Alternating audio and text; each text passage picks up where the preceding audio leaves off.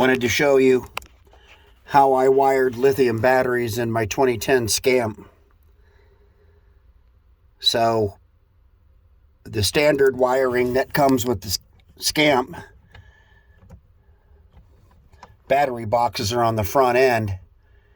It's just some at best 14 gauge or 12 gauge that comes from the front. Not sufficient enough to charge 200 amp hour lithium batteries, so I ran my own cable.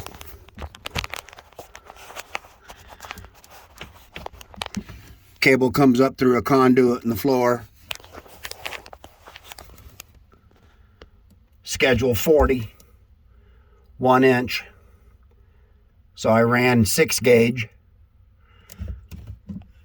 I kept it Scamp color code with the white positive. I ran that all the way up to the fuse box. That's the battery plus. And battery negative went to the 500 amp shunt. And then the other side is the load, which goes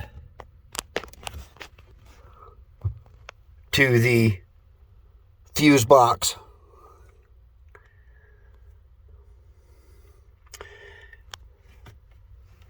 So no matter what load I'm pulling from here, it will definitely show up and register on the fuel gauge. I had to upgrade the Power Dynamics 30 amp converter. This is your converter that changes 110 off of the mains power to 30 amps, 12 volts DC. Got it wired directly to the Scamp fuse panel here and here. So there is no lack of power in this camper. The converter, Power Dynamics converter, will charge the 2 lithium ion batteries on the front and provide 30 amps, 12 volts DC to the internal components of the camper, all at the same time.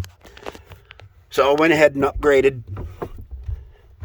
Got a Victron Energy Phoenix 12 volt 375 volt amp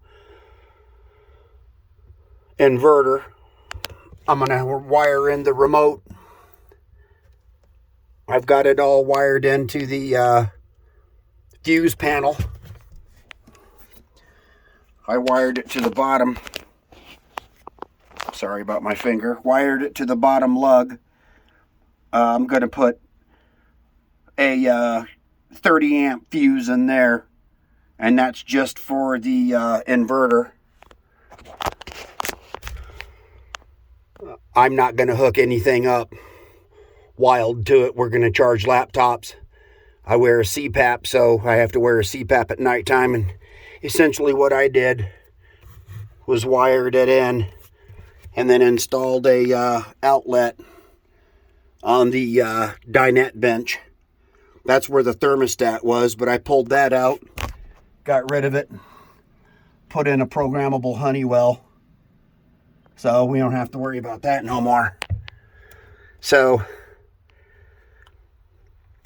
I shored up the wiring, made it nice and neat, separated the 110 from the 12 volt, so it's easy to troubleshoot. If we sell the camper, it'll be quite easy to determine where the failure is just by separating all of the circuits out.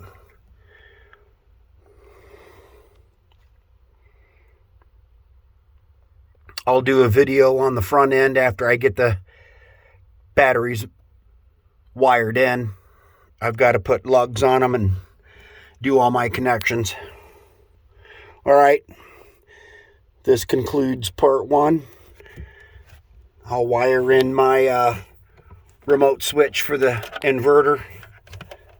It's actually going to go right next to the analog 12 volt gauge right below that 110 volt receptacle. Just haven't found the right panel switch yet that I want to use. It just requires a simple single throw. But I would like a rocker switch. Something like